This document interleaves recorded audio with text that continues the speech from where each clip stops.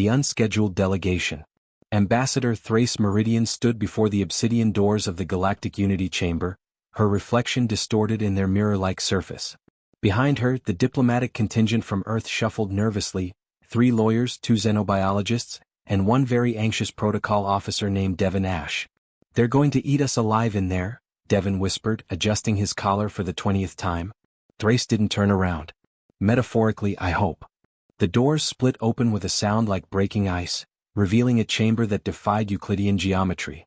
Seats arranged themselves in impossible spirals around a central platform where gravity seemed more like a suggestion than a law. Assembled within were representatives from 47 star nations, each more exotic than the last. The Vorkan delegation resembled crystalline spiders, their faceted bodies refracting the chamber's ambient light into rainbow fractals.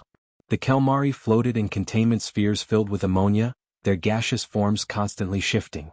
And at the chamber's apex sat Executor Viernan Sarthes, a being that looked like someone had stretched a mantis to impossible proportions and dressed it in robes woven from starlight. "The humans are late," Viernan's voice echoed without sound, transmitted directly into their minds. "This does not bode well for your petition." Thrace stepped onto the central platform, which helpfully adjusted its gravity to match Earth standard. "With respect, Executor, we're precisely on time. It's your temporal synchronization that's early." A ripple of what might have been amusement passed through the assembly. The Vorkan clicked their approval. Apparently they appreciated technical precision. "You seek membership in the Galactic Unity Coalition," Viernan stated, producing a data crystal that projected humanity's application into the air between them. "A species that has barely achieved faster-than-light travel, whose homeworld still suffers from regional conflicts, whose people consume other sentient beings for sustenance." "That last bit is a misunderstanding," interjected Dr. Lyrish Chin, one of the xenobiologists. "Cows aren't sentient by the standards defined in Article 7 of." Silence. Viernan's mental voice carried the weight of absolute authority. "We are not here to debate your dietary habits, Dr. Chin. We are here because your species has done something unprecedented." The chamber's holographic display shifted, showing a barren planet designated as Kelmar 7. What had once been a thriving Kelmari colony now stood empty, its cities dark and lifeless. 3 cycles ago the Kelmari lost contact with this world, Viernan continued. "We sent investigation teams. We sent military forces. All reported the same thing: the colonists had simply vanished. No bodies, no signs of struggle, no ransom demands. Nothing." Thrace felt her stomach tighten. She knew where this was going. "Then you arrived," Viernan gestured toward the humans. "Unaffiliated, unauthorized, unwelcome. A single human vessel captained by someone named." He consulted his data, Rook Callahan. Within 48 hours, Captain Callahan had not only located the missing colonists but had negotiated their release from a pirate coalition that had eluded galactic authorities for 2 decades.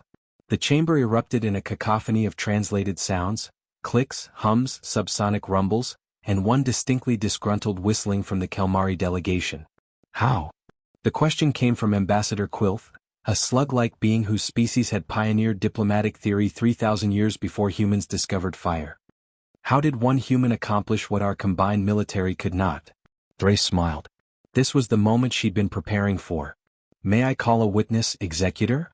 Viernan's antennae twitched with curiosity. "Proceed." The chamber doors opened again, and Rook Callahan sauntered in like he owned the place. He was tall, rangy, with a kind of weathered face that suggested he'd seen several lifetimes' worth of trouble and had enjoyed most of it. His jacket was 2 sizes too big and covered in patches from a dozen different worlds. "Captain Callahan," Viernan intoned, "you stand before the highest authority in known space. Explain yourself." Rook scratched his jaw thoughtfully. "Well, your executorship, it's pretty simple really. I asked them nicely." The silence that followed could have swallowed stars. "You asked?" Quilth's translator struggled with the concept. "Yep. See, everyone was so busy trying to track the pirates militarily, scanning for their base, intercepting their communications, that nobody thought to just talk to them. Find out what they actually wanted." "And what did they want?" Viernan leaned forward, genuinely intrigued. Rook shrugged. "Mostly? Respect. Recognition that their grievances against the Unity were legitimate. Oh, and I promised them Earth would mediate their petition for independence." "Hope that's okay, Ambassador Meridian." Thrace closed her eyes. "Captain Callahan, You just committed Earth to a diplomatic process we're not even qualified to participate in. Yeah, but I got the hostages back. You had a point. The clause that changed everything. The emergency recess lasted exactly 14 minutes, during which the Galactic Unity Chamber transformed into a chaos of heated debate. Thrace watched as various delegations formed clusters, their translators working overtime to convert outrage into 47 different languages. Devon appeared at her elbow, his tablet glowing with incoming messages. We've got 17 formal protests, 9 demands for Callahan's immediate arrest and, oh this is interesting, 3 job offers for him. From whom? The Vorkan Merchant Guild, the Kelmari Transit Authority, and something called the Brotherhood of Wandering Stars, which I'm pretty sure is just a pirate confederation with better PR. Rook, meanwhile, had found a corner where gravity worked at an angle and was casually defying physics while eating what appeared to be a sandwich. Where he'd gotten a sandwich in an alien council chamber was anyone's guess. Captain Callahan, Thrace approached him, her voice tight with controlled frustration. You do realize you may have just started an interstellar incident? Or prevented one, Rook countered, taking another bite. Those pirates had enough firepower to crack a moon. The Kelmari colonists would have been leverage in a war nobody wanted to fight. By promising Earth's involvement in matters beyond our authority. I promised Earth would listen. That's what we're good at, isn't it? Listening to both sides of a story? Finding the messy middle ground where actual people live. He gestured around the chamber. These folks up here, they've been doing diplomacy the same way for thousands of years. All protocol and procedure. Sometimes you just need someone willing to break the rules to remind everyone why the rules exist in the first place.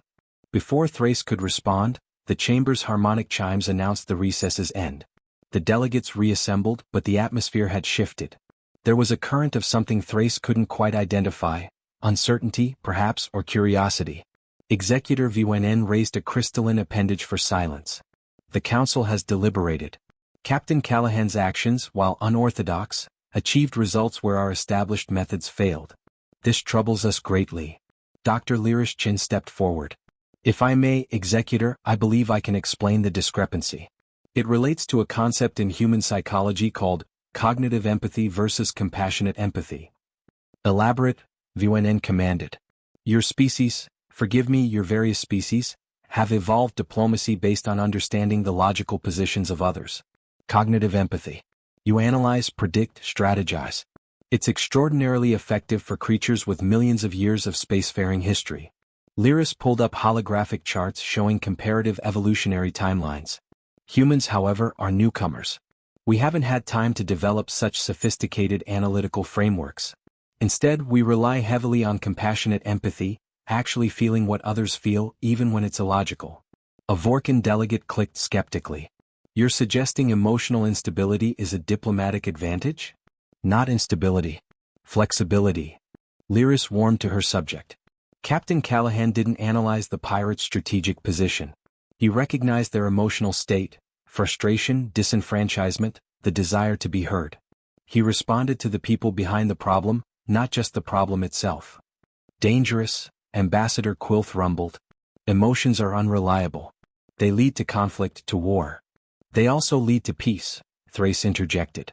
How many of your conflicts remain unresolved precisely because both sides are logically correct within their own frameworks? How many stalemates persist because nobody can admit that sometimes the right answer isn't the logical one? The chamber fell silent again, but this time it was contemplative rather than hostile. VNN's mental voice carried a new tone, something almost like respect. You are proposing that humans serve as, what? Emotional interpreters? Mediators, Thrace corrected. Specifically for disputes where logical frameworks have failed. Where the problem isn't finding the right answer, but finding an answer both sides can live with. And if humans abuse this position? The question came from the Kelmari delegation. If you use emotional manipulation for your own gain? Rook laughed, earning him several startled looks. Oh, we absolutely will. We're human, we'll mess it up spectacularly at least half the time. But we'll also fix problems you can't, precisely because we think differently. That's the trade-off. VNN's antennae quivered with what might have been amusement. Your species' honesty about its own flaws is refreshing. Very well. The Council will draft what we shall call the Human Clause, provisions allowing human mediators to operate outside standard diplomatic protocols in specific circumstances. Devon whispered urgently to Thrace. Do we want to be bound by a clause that assumes we'll operate outside the rules? Thrace smiled. Devon, I think that's exactly what they're counting on. The vote, when it came, wasn't unanimous. But it was enough. Earth had just become the Galactic Unity Coalition's official wild card. The first test. 3 months after the human clause passed ratification, Thrace found herself in a situation that perfectly illustrated why some delegates had voted against it. The breeding world's conflict had raged for 6 generations, a territorial dispute between the insectoid the Rix Collective and the aquatic Mersenne sovereignty over a cluster of planets both species claimed as ancestral breeding grounds. 42 standard years of intermittent warfare. 17 failed peace negotiations. Approximately 4 billion casualties. And now, somehow, it was humanity's problem. Tell me again why we accepted this assignment, Thrace said, reviewing the briefing files aboard the human diplomatic vessel Honest Broker.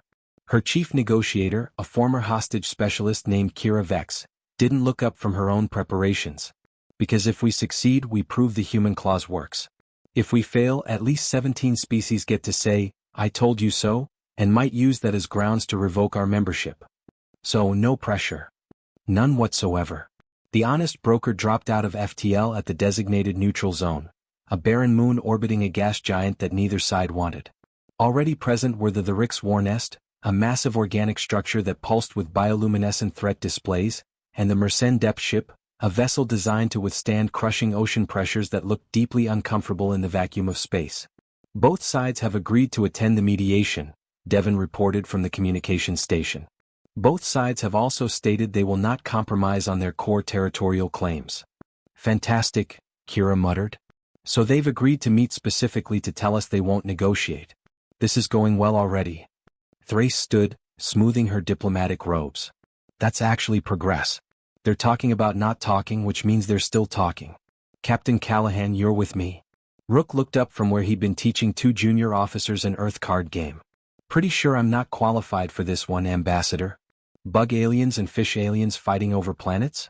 That's above my pay grade. You got 3 job offers last time. Come be unhelpful. The negotiation chamber had been constructed specifically for this meeting. A spherical room with sections adapted for the radically different environmental needs of each species. The Rix delegation occupied a hot, humid sector filled with the chemical pheromones they used for complex communication. The Mersenne representatives floated in a pressurized water column, their translucent bodies flickering with color patterns that supplemented their sonic language. And in the middle, in a depressingly normal Earth atmosphere zone, sat the human delegation. Let us begin, Thrace announced through the translation matrix. Both parties have claimed the Vega 77 cluster as ancestral breeding grounds. Perhaps we could start by... The hive mothers laid eggs in those worlds 40,000 cycles ago, the Rix Queen speaker clicked aggressively, her mandibles snapping for emphasis. The soil itself carries our genetic markers. The Mersenne are invaders.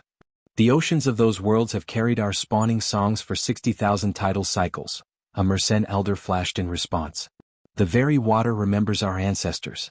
The Rix are colonizers. Thrace had read the reports. Both claims were scientifically accurate. The Rix genetic material was indeed embedded in the planetary soil. Mersenne acoustic patterns were definitely recorded in the chemical composition of the oceans. And both species were absolutely, unshakably convinced of their exclusive right to those worlds. The logical approaches had all been tried. Shared custody, rejected. Alternating cycles, rejected. Territorial division, rejected. Monetary compensation, deeply insulting to both parties. Every rational solution had failed because this wasn't a rational problem. It was a fight over home. Rook, who'd been uncharacteristically quiet, suddenly spoke up. Can I ask a weird question? Both alien delegations turned their attention to him with what Thrace had learned to recognize as deeply suspicious interest. These worlds you're fighting over, anyone actually living there right now? The conflict has rendered them temporarily uninhabitable, the Queen Speaker admitted. Temporarily being, for decades? Warfare is disruptive to breeding cycles, the Mersenne elder pulsed. Right. So you're fighting over the right to raise your kids on planets that are currently too dangerous to raise kids on because you're fighting over them. Rook let that sink in. Anyone else see the problem here? Silence. Then the Queen Speaker's antennae twitched violently. The human suggests we are being illogical? I'm suggesting you're being parents. Scared parents who want the best for their kids. Rook leaned forward. Here's my question. What if you're both right? Impossible, the Mersenne elder declared. Territorial sovereignty is binary. The worlds belong to one or the other. Why? It was such a simple question that it seemed to break something in the room's tension. Thrace saw it, the moment when certainty wavered, when the possibility of a different answer crept in. Kira picked up the thread smoothly. What if, she said slowly, those worlds don't belong to either of you? What if they belong to your children, together? The impossible compromise. The proposal was insane. Thrace knew it was insane. Kira knew it was insane. Even Rook, who'd started this whole mess, looked mildly concerned about where it was heading. A hybrid colony, the Rick's Queen speaker repeated, her translator struggling to find appropriate pheromone markers for concepts that didn't exist in her language. You propose that the Rick's larvae and Mersenne spawn share the same breeding grounds. Not just share, Kira clarified, pulling up holographic projections of the Vega 77 worlds. Integrate. Look at the planetary composition. You've got rich soil ecosystems perfect for the Rick's incubation, and vast oceans ideal for Mersenne spawning. These worlds literally evolved to support both of you. Evolved separately, the Mersenne elder pulsed, though Thrace noticed the color patterns were shifting from hostile red to curious purple. Convergent planetary development. Not designed for cohabitation. Maybe not design, Thrace interjected. But ask yourselves, why are both of your species drawn to these specific worlds? Out of millions of potential breeding grounds, why do these matter so much? She expanded the holographic display, showing comparative data. The Vega 77 cluster possessed unique characteristics. Mineral compositions that produced exceptionally strong the Rick's exoskeletons, tidal patterns that created ideal spawning rhythms for Mersenne, atmospheric conditions that suited both species' developmental needs. These worlds aren't just good for breeding, Dr. Lirish-Chen added, her xenobiological expertise coming to the fore. They're optimal. But they're optimal for both of you in different ways. The Ricks need the land. The Mersenne need the water. And importantly, your needs don't actually conflict, they complement each other. The Mersenne pollute the waters with their sonic breeding patterns, the Queen Speaker objected. It disrupts the Rick's neural development in pupating larvae. The Rick's mining operations acidify the oceans, the Elder countered. It damages our spawning reefs. So don't do those things, Rook said simply. Both delegations stared at him. You're fighting because you assume you can't coexist, he continued. But you've never actually tried. What if the Ricks agreed to no subsurface mining during Mersenne spawning season? What if the Mersenne modulated their sonic patterns during the Rick's pupation cycles? What if you actually talked to each other instead of shooting at each other? Compromise weakens territorial claims, the Queen Speaker insisted, but her antennae were quivering with uncertainty. Does it? Thrace leaned forward, sensing the opening. Or does cooperation strengthen them? Right now you're fighting over ruins. Neither of you can actually use these worlds because they're a battlefield. But if you work together, truly together, you could create something neither species could build alone. She pulled up another hologram, this one showing a speculative model of an integrated colony. The Rick's hive structures positioned inland, away from coastal spawning grounds. Mersenne reef cities in deep ocean trenches, far from areas needed for the Rick's agriculture. Shared defensive networks. Joint research facilities studying the unique properties that made these worlds so valuable. Imagine your larvae and their spawn growing up together, Kira added softly. The first generation in 40,000 cycles to know peace. To know cooperation instead of conflict. What kind of future could they build? The Queen Speaker's mandibles clicked in a pattern Thrace's translator identified as deep contemplation. The hive mothers would require assurances. Guarantees that our sacred breeding grounds would not be desecrated. The Council of Depths would demand the same, the Mersenne elder flashed. Our ancestral waters must be protected. Then protect them together, Thrace said. Create a joint custodianship. Both species equal stakeholders in preserving what makes these worlds special. Neither of you owns them, you both belong to them. It was a gamble appealing to something deeper than territorial instinct. To the shared biological imperative that drove both species to fight so desperately in the first place. The need to give their offspring the best possible future. Devon's console chimed softly. He glanced at Thrace with wide eyes and mouthed a single word, Vin. The executor was monitoring the negotiations. Of course he was. This was the first major test of the human clause, and probably half the Galactic Unity Coalition was watching to see if humanity's approach would work or collapse spectacularly. The pressure should have been paralyzing. Instead, Thrace felt oddly calm. Because she realized something important. They weren't trying to find the logical answer or the strategically optimal solution. They were trying to find the answer that let both sides go home and tell their children they'd secured their future. That was something humans understood. We cannot decide this alone, the Queen Speaker finally declared. The Hive Council must deliberate. The Council of Depths must also confer, the Elder agreed. It wasn't a yes. But it wasn't a no either. It was that precious diplomatic space where impossible things could become possible.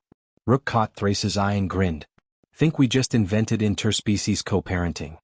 We'll workshop the terminology, Thrace replied. The unexpected complication.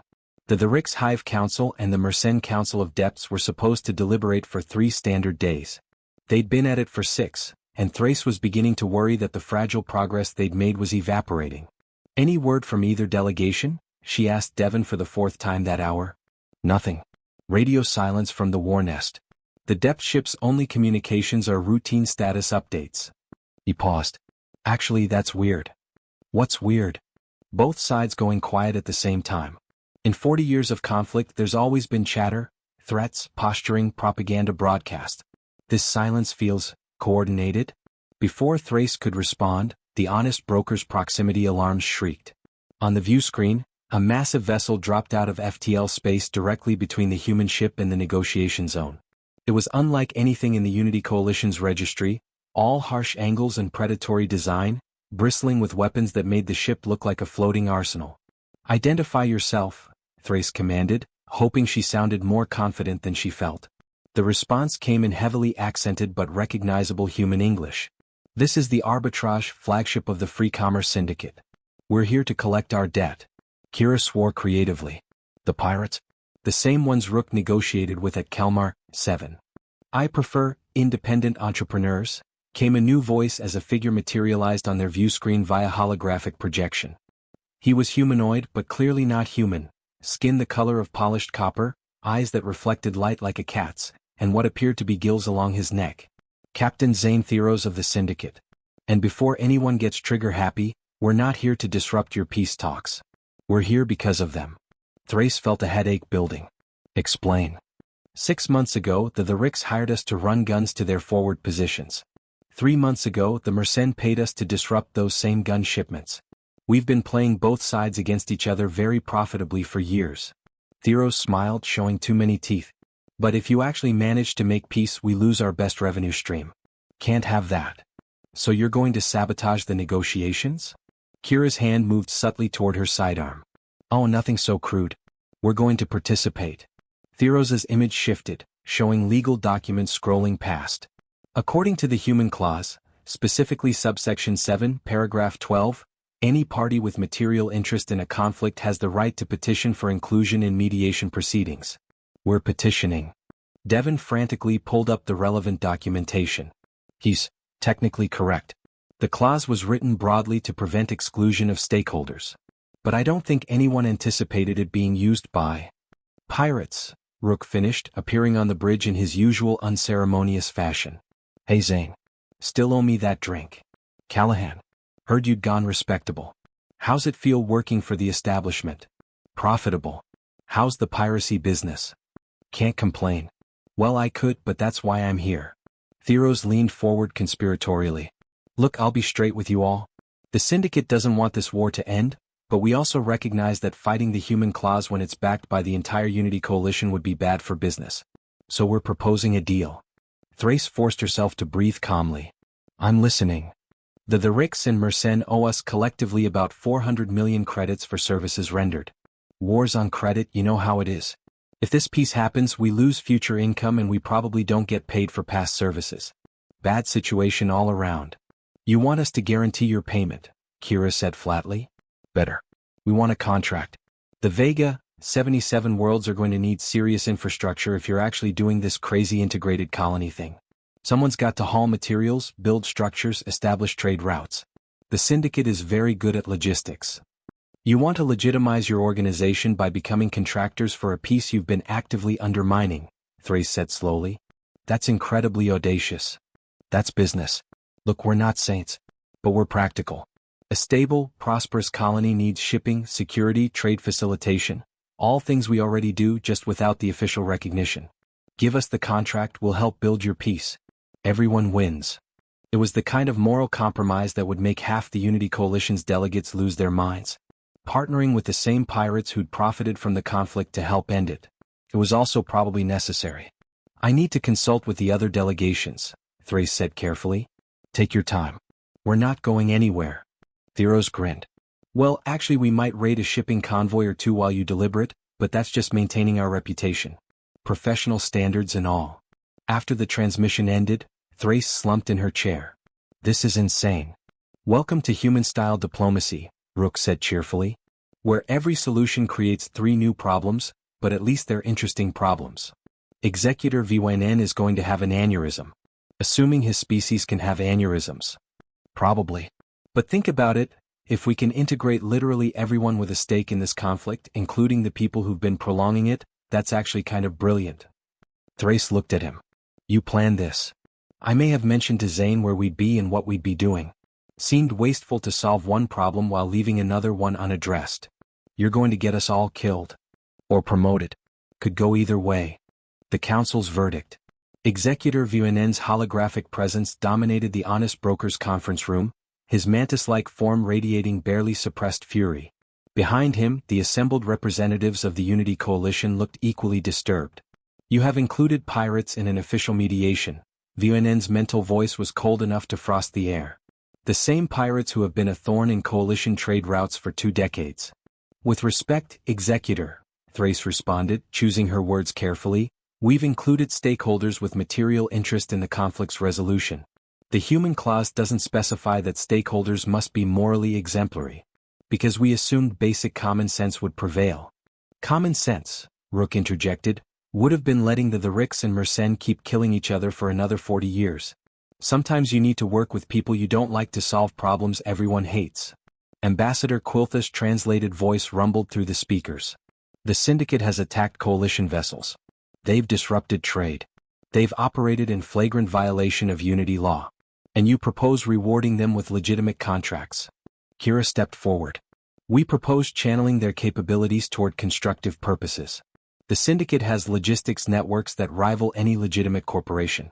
They have experience operating in conflict zones. And most importantly, they have every incentive to ensure this peace holds because their new revenue stream depends on it. It sets a dangerous precedent, a Vorkan delegate clicked. Any criminal organization could claim stakeholder status and demand inclusion. Then perhaps we should ask ourselves why criminal organizations exist in the first place, Thrace replied. The Syndicate formed because certain species and individuals were excluded from legitimate economic participation in the Unity Coalition. They became pirates because we didn't give them better options. Dr. Lyrish Chen pulled up comparative data on the holographic display. I've analyzed the Syndicate's composition. 60% of their membership comes from species or colony worlds that have been economically marginalized by mainstream coalition trade policies. They're not monsters, they're people who fell through the cracks of a system that works very well for established powers but terribly for newcomers. You're defending criminals, VNN stated flatly. I'm explaining them, Lyris corrected. There's a difference. And yes, they've done terrible things. But if this mediation has taught us anything, it's that us versus them thinking perpetuates conflicts that could otherwise be resolved. The conference room fell silent.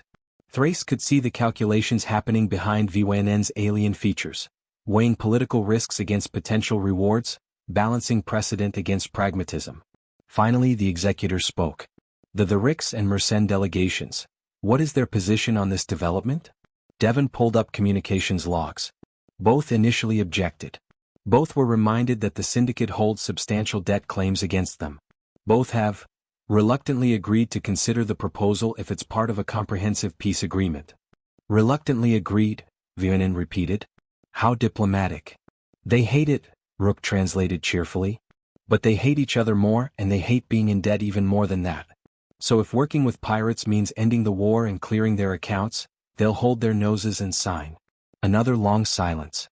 Then Quiltha's voice, thoughtful now, this is not how we do diplomacy in the Unity Coalition. No, Thrace agreed. It's not. But your way wasn't working. 40 years of conflict, 17 failed negotiations, billions dead. At some point you have to try something different. Even if it's messy, Kira added. Even if it offends our sensibilities, Lyris continued. Even if it means working with people who've been working against us, Rook finished. Vionen's antennae quivered in that way Thrace had learned meant he was deeply conflicted. If we approve this, if we allow the human class to be used in this manner, there will be consequences. Other conflicts will demand similar unconventional approaches. The entire framework of coalition diplomacy could be undermined. Or evolved, Thrace suggested quietly.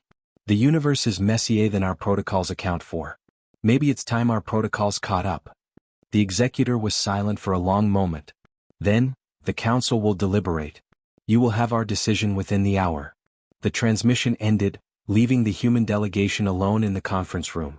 Devon immediately started pacing. We just argued for legitimizing piracy to the highest authority in known space. My career is over. My career was over before it started. I'm going to end up teaching first contact protocols at some agricultural colony on the edge of nowhere. Could be worse, Rook pointed out. You could be me, permanently banned from 17 star systems and counting. How is that supposed to be comforting? It's not. I'm just sharing. Thrace ignored them both, staring at the now empty holographic projection space where Vuonen had been. Everything hung in the balance now, not just this negotiation but the entire premise of the human clause. The idea that sometimes the best solutions came from breaking the rules rather than following them. Her communicator chimed. Devon's did too. Then Kira's, then Rook's. The council had reached a decision. That was the fastest deliberation in Unity Coalition history. Thrace wasn't sure if that was a good sign or not. The human way. The Vega 77 Accords, as they came to be known, were signed exactly 7 months and 13 days after the honest broker first arrived at the neutral zone. The ceremony took place not in the sterile neutrality of the Unity Chamber, but on the surface of Vega 77 Prime itself, a world that had been a battlefield and was now, tentatively, becoming something else. Thrace stood on a cliff overlooking both ocean and plains, watching as the Rix workers and Mersenne engineers collaborated on the first integrated habitation structure. It shouldn't have worked. Every logical analysis said species this different, with this much history, couldn't cooperate. And yet, penny for your thoughts? Rook appeared beside her, somehow having acquired a beverage that definitely hadn't come from official supplies. Just wondering if we've created a miracle or a disaster that hasn't collapsed yet. Why not both? Thrace smiled despite herself. The council approved the syndicate contracts. Zane Theros is now technically a legitimate businessman. I'm sure that's keeping him up at night. Rook took a sip of his drink. Heard he's already subcontracting work to other independent entrepreneurs. Might actually turn piracy into a legitimate career path. Vuonen is going to regret this decision for the rest of his life. Probably. But he made it anyway. That's the thing about the human clause, it gives people permission to try things they know might fail. Below them, the Rix Queen speaker was engaged in what appeared to be an animated discussion with a Mersenne elder, their translators working overtime. The conversation looked heated, but it was a conversation. Not gunfire, not threats, actual dialogue. Devon approached, tablet in hand as always. Final casualty count just came in. We lost 14 people during the integration process. Construction accidents, a few cultural misunderstandings that turned violent, one incident with incompatible atmospheric generators. 14, Thrace repeated quietly. In the context of a 40-year war, it was nothing. In the context of a peace, it was heartbreaking. 2049.